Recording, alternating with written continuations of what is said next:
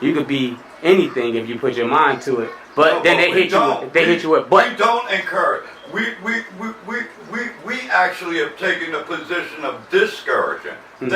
What they've learned to do is encourage theirs, and we've learned to discourage ours. Okay. They tell theirs that you can be the space scientist, and we tell us, damn well you can't be that. You should go over here. It's almost like that movie with Eddie Kane. Why you ain't gonna be shit? Because I ain't shit.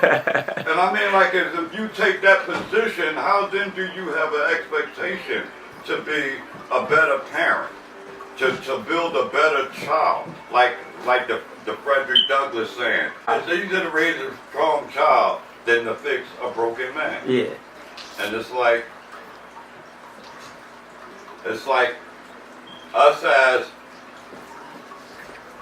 a group, again, the parent, and with the fathers. One of the things that I've loved as a father is my relationship with my children. My relationship with my children is that I know them, and I know them in a way that I'm allowed to know how to laugh with them. And it's like I'm in amazement at why God wouldn't want to be around. Like I said, at 56, I got a 3-year-old and a 5-year-old that I have a ball with. I'm like, I could sit back and just watch them. And then, like I said, an experienced parent, it's like I could just sit back and watch them and let them go. I know right what they're going to do. And them, like, I'm going to show you something, for example. Let me show you something, bro. I'm going to be right back. This is my 3-year-old's work.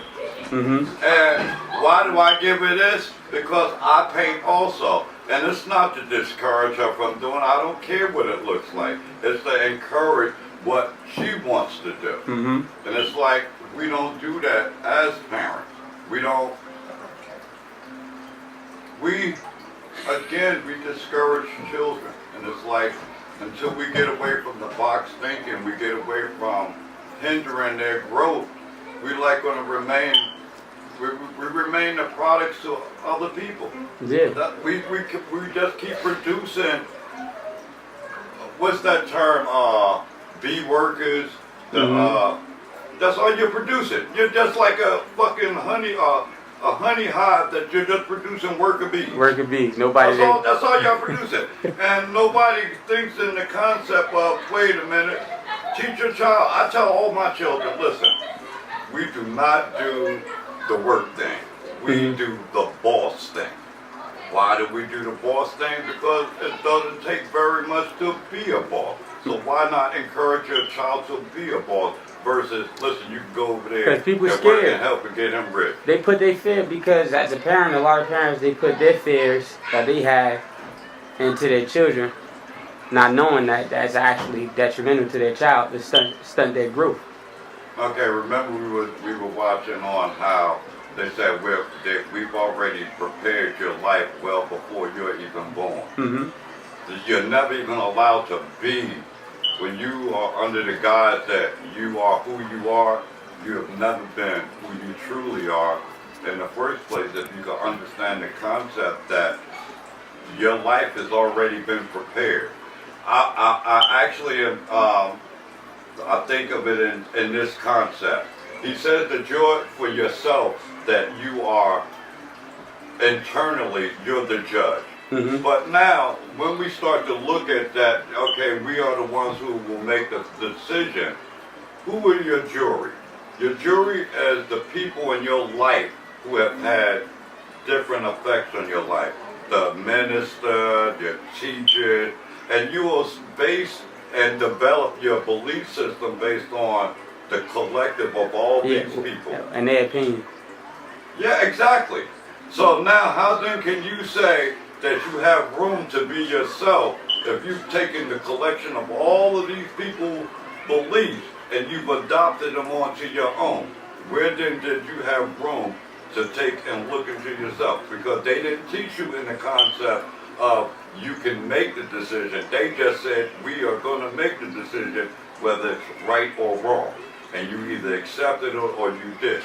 So with your parenting, what you do is you give your children the freedom to pretty much be themselves, basically. Yeah. I think that I don't like that term. I'm a hippie parent. I think that my children should be. I was fortunate enough not to have parameters put around me, and because of that, that allowed for me to just like grow. I grew in a way that I never could comprehend, or I never could get the concept of how we do each other and give blame. Mm-hmm. How we want to give, I'm like one that I'm one of the believers in this, and particularly when you're talking as parenting. I believe that my generation was the generation that dropped the ball on parenting. I come from the generation right after we had the two-parenting household, no matter the economic position. And what happened for my generation was we got caught up in this belief that we were going to get sedated. Mm-hmm. And that's when we wanted to get high and do all these things. And all the time while you was going to sleep, everybody was moving in on your children. And I'm talking about so little as cartoons. Yeah. As little as cartoons. I remember as a child we had this thing, Schoolhouse Rock. Yeah. And Schoolhouse Rock, believe it or not, gave you more information than you had to do to go to school. I'm talking about adjective, pronoun, whatever.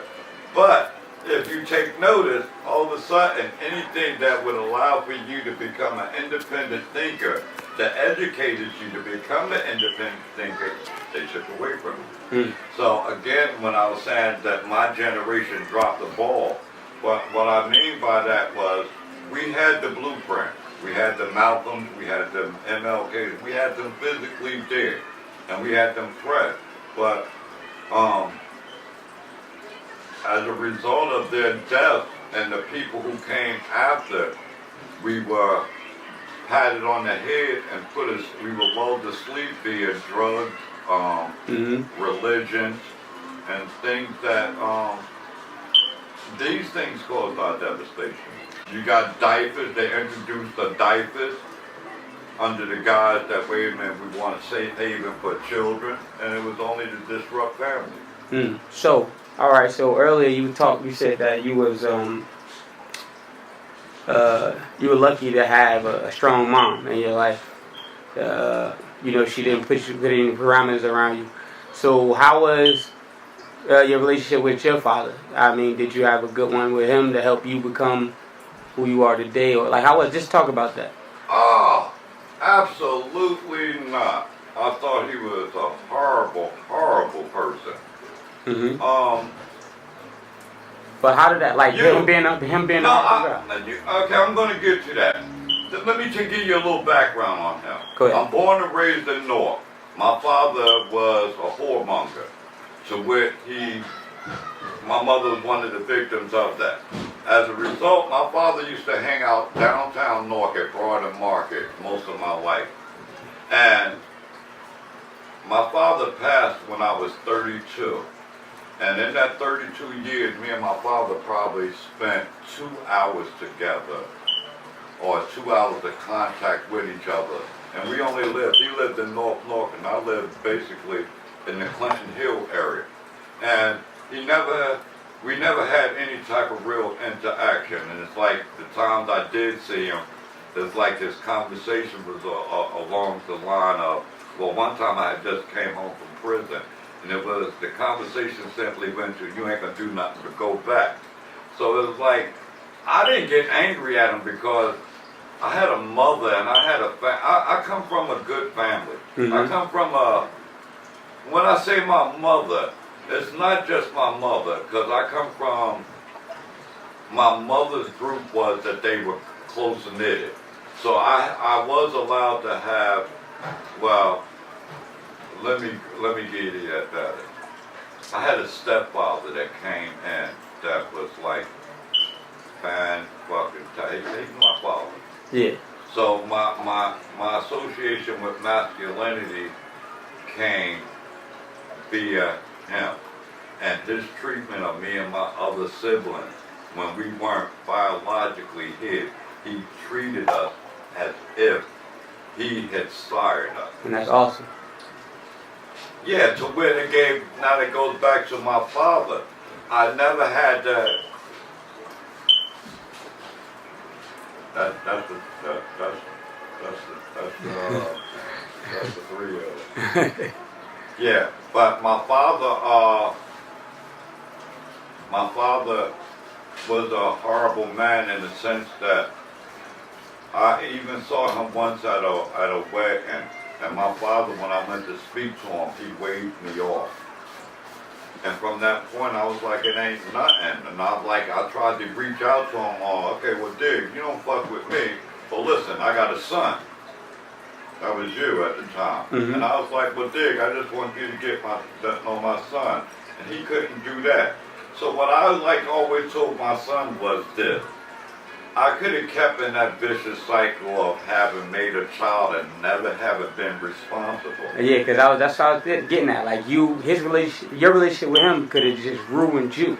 Yeah, it did with a lot of men. Mm-hmm. It did that. It actually did that with a lot of men. But I'm fortunate enough to have gathered enough information I can think.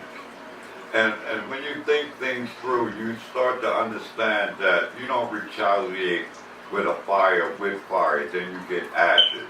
You retaliate on a fire either with water, knowledge, or you put earth on it. You put the fire out. Mm. And I change that cycle, and as a result, you're here, right now, and we're having this conversation.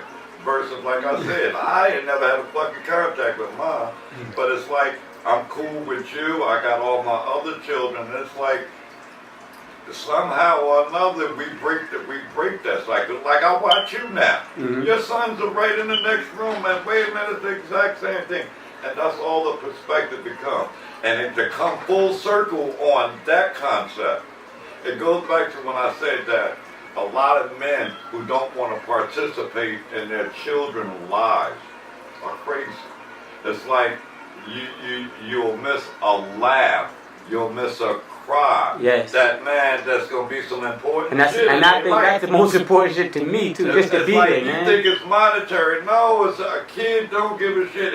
Listen, a park. You just hanging out. I got a 5-year-old that I walk up the hill with every morning to the bus stop. He grabs my hand as soon as we get out the door. And he ain't got to. He grabs my hand and we walk hand in hand to the bus stop every day. And again, I said, as being an older person, do you know the one, and Dig, to see the coolest thing about me is this. With my oldest son, I was an addict too. And it was like I still had possession of him because, see, I was a single father. I didn't tell y'all that part. Part of that was I was an addict, but I was also a single parent. And I gave argument to, I could never understand women and their behavior to pursue drugs at the time when I had the same kind of gorilla in my life and I wasn't doing none of the stuff that they was doing to get it. The perspective becomes that if you participate in your child's life, we could disrupt all the nonsense that we see going on in the world. I don't have to respect you if you're not there. I come from that fucking area that if you're a fucking child, you stay in a fucking child's place, and that's just the goddamn rule. Yeah. Period. It changed a lot lately now. It's like people become, how do you feel about that? It's like, you think it's important to be your child's friend? The only friendship we got is the friendship as father and child. Mm-hmm. And that relationship is well beyond what you would call a friendship. That's a bond. That ain't no goddamn friendship. That ain't something that you even have to fucking give question to. So there's no such thing. Well, no. I'm not going to say that. Because again, I told you, I'm not that normal cat. Mm-hmm. And like the way I think of it is, like the information I've gathered is, you don't have to really be respectable of your parent. And see, when I say that, it's not to say to go to just to blatantly disrespect your parent. It's to go to say that when we were earlier in the conversation, misinformation. If you as a parent have no idea what to do,